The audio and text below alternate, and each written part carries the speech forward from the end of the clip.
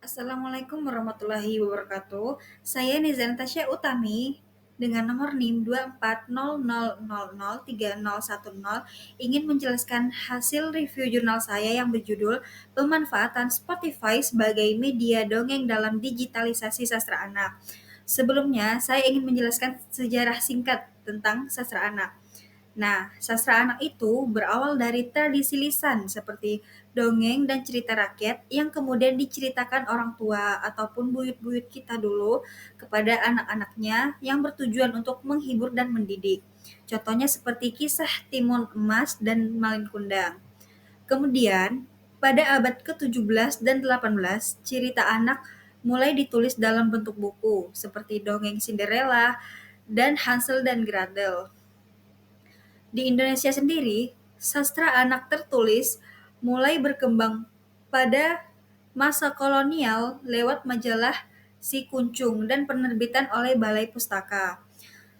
Setelah kemerdekaan, hadir majalah Bobo yang sangat populer. Memasuki era modern, sastra anak berkembang menjadi buku bergambar, e-book, dan cerita digital di YouTube, Spotify, dan aplikasi interaktif lainnya. Nah, meski bentuknya berubah, sastra anak tetap bertujuan untuk menghibur, mengajarkan nilai, dan membentuk imajinasi anak. Baik, itulah tadi penyampaian singkat dari saya tentang sejarah sastra anak. Kemudian kita akan lanjut di slide berikutnya. Baik, inilah jurnal yang saya analisis dan saya review, yaitu pemanfaatan Spotify sebagai media dongeng dalam upaya digitalisasi sastra anak. Nah, topik ini tuh mengangkat fenomena transformasi digital dalam dunia pendidikan, khususnya mengenai bagaimana Spotify yang awalnya dikenal sebagai platform musik, kini dimanfaatkan sebagai media pembelajaran sastra anak.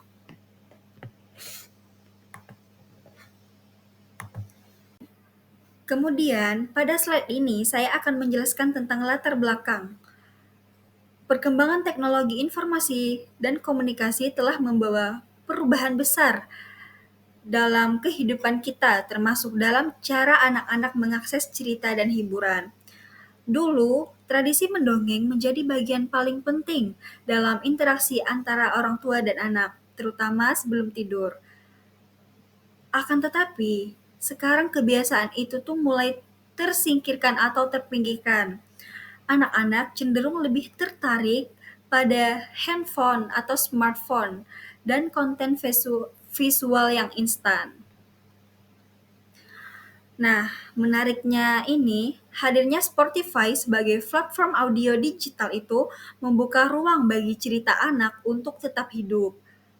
Awalnya dikenal sebagai aplikasi musik, Spotify kini menghadirkan konten dongeng dalam bentuk podcast. Nah, ini tuh bisa menjadi peluang penting dalam upaya digitalisasi sastra anak karena cerita bisa dinikmati melalui media yang sesuai dengan kebiasaan generasi sekarang. Selanjutnya ada tujuan penelitian. Nah, tujuan penelitian dari review jurnal ini tuh saya ingin lebih memahami bagaimana Spotify itu dapat mendukung literasi anak, terutama dalam aspek keterampilan menyimak. Selain itu, dalam penelitian ini juga bertujuan untuk menjelaskan peran Spotify dalam memperkenalkan kembali cerita-cerita dongeng kepada anak-anak. Nah, apakah Spotify itu hanya menjadi media hiburan semata? Ataukah ia juga bisa menjadi alat literasi yang edukatif? Inilah pertanyaan yang menjadi dasar dari penelitian ini. Baik, selanjutnya ada metode penelitian. Nah, pada jurnal ini penulis itu menggunakan metode studi literatur. Artinya, mereka tidak melakukan wawancara atau observasi lapangan, melainkan mengumpulkan dan menganalisis data dari jurnal lain seperti artikel ilmiah dan buku yang relevan. Nah, metode ini tuh memungkinkan penulis untuk melihat berbagai perspektif akademik tentang sastra anak, media dongeng, serta penggunaan teknologi digital dalam pendidikan. Nah, dengan pendekatan ini, penulis itu bisa menyusun argumen yang kuat dan berbasis teori untuk mendukung topik yang diangkat. Selanjutnya ada Spotify sebagai media dongeng. Nah, Spotify itu bukan hanya aplikasi untuk mendengarkan musik. Saat ini, Spotify juga menyediakan podcast cerita anak yang sangat beragam dan menarik. Contohnya adalah kanal seperti Dongeng Masa Kini dan Dongeng Pilihan Orang Tua yang berisi cerita-cerita edukatif dan format audio. Nah, ceritanya itu tidak hanya dibacakan, akan tetapi juga dikemas dengan suara karakter, efek suara, dan musik latar yang membuat cerita itu lebih hidup. Nah, anak-anak bisa memilih cerita sesuai minat mereka dan mendengarkan kapanpun dan dimanapun.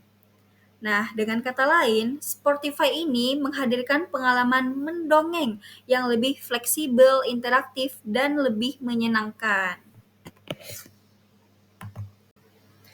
Berikutnya ada manfaat Spotify untuk sastra anak.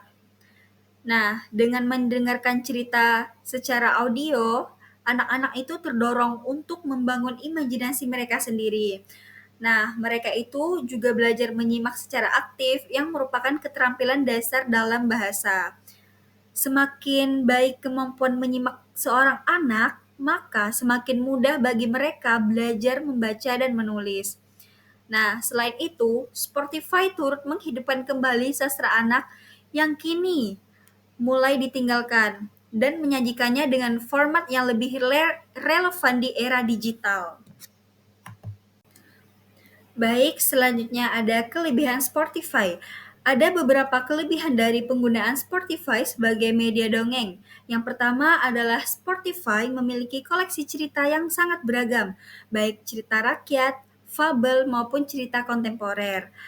Yang kedua, Spotify ini bisa diakses melalui smartphone seperti handphone, tablet, dan lain sebagainya. Anak-anak dapat mendengarkan cerita sambil bermain, bersantai, atau bahkan saat di dalam perjalanan. Ketiga, format audio membuat anak-anak lebih fokus pada suara dan isi cerita tanpa terganggu oleh visual. Nah, dengan semua fitur ini, Spotify menjadi media belajar yang ringan, tetapi tetap menarik dan edukatif. Nah, selain ada kelebihan, Spotify juga memiliki kekurangan, di antara lain bisa menyebabkan ketergantungan pada teknologi, bisa membuat anak-anak itu terlalu lama terpapar pada smartphone. Selain itu, efek suara yang terlalu kuat bisa menjadi distraksi, sehingga anak lebih fokus pada efeknya daripada makna cerita. Selanjutnya, konten yang tersedia juga sangat beragam, tidak semuanya cocok pada usia anak-anak. Oleh karena itu, pendampingan dari orang tua itu sangat diperlukan untuk menyaring dan mengarahkan pemilihan konten tersebut. Selanjutnya ada peran orang tua dan guru. Nah, dalam konteks ini, peran orang tua dan guru itu sangat penting.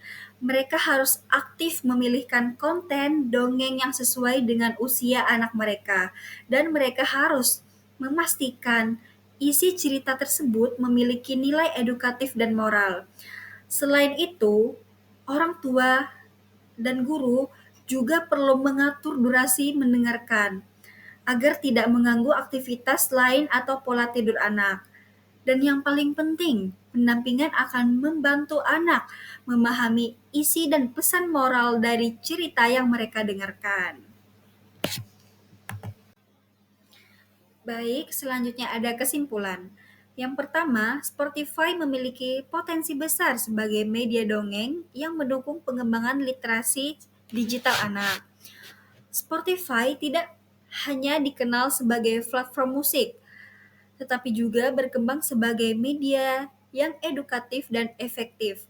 Melalui fitur podcast, Spotify menawarkan cara baru yang menyenangkan dan lebih relevan untuk mengenalkan kembali dongeng kepada anak-anak.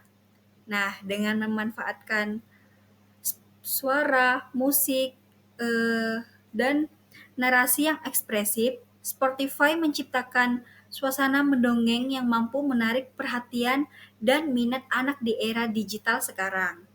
Yang kedua, podcast dongeng di Spotify membantu anak melatih keterampilan menyimak, memperluas imajinasi, dan mengenal kembali sastra anak dalam format yang sesuai dengan generasi sekarang.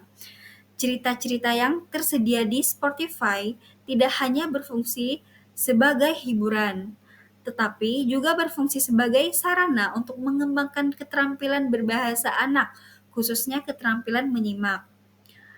Selain itu, alur cerita dan efek suara dalam podcast itu bisa mendorong anak membayangkan adegan dan tokoh dalam cerita, sehingga daya imajinasi anak itu tumbuh secara aktif.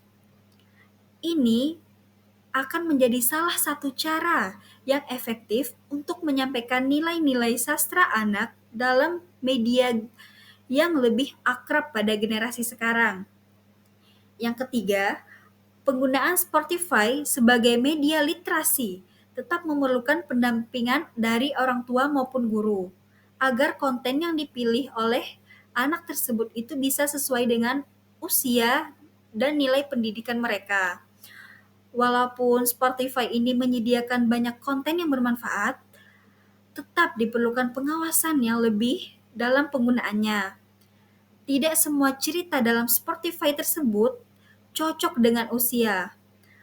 Dan ada juga resiko jika anak mengakses konten tanpa filter. Oleh karena itu, pendampingan dari orang tua itu sangat dibutuhkan, baik dalam memilihkan cerita yang sesuai maupun dalam membimbing anak memahami pesan yang terkandung dalam dongeng tersebut. Yang keempat, digitalisasi anak ini melalui Spotify harus tetap mempertahankan nilai-nilai yang edukatif dan moral yang terkandung dalam cerita. Transformasi sastra dalam digital tidak boleh menghilangkan substansi pendidikannya. Dongeng yang disampaikan melalui audio harus tetap membuat pesan moral, karakter yang positif, dan nilai-nilai budaya yang dapat membentuk kepribadian anak. Hal ini penting agar digitalisasi sastra anak bukan hanya perubahan format, tetapi juga mempertahankan esensi pendidikan dalam cerita. Dan yang terakhir ada dengan pendekatan yang tepat, Spotify dapat menjadi jembatan antara tradisi mendongeng dan dunia digital yang dekat, seperti sekarang. Melalui pendekatan yang kreatif dan edukatif, Spotify bisa menghadirkan kembali semangat dongeng yang dulu hanya disampaikan secara lisan, menjadi pengalaman digital yang sangat hangat dan bermakna. Di tengah dunia anak-anak yang kini lebih dekat dengan gadget ataupun gawai, Spotify mampu menjadi media penghubung antara nilai-nilai lama yang kaya dengan cara baru yang lebih disukai dan mudah dijangkau oleh mereka.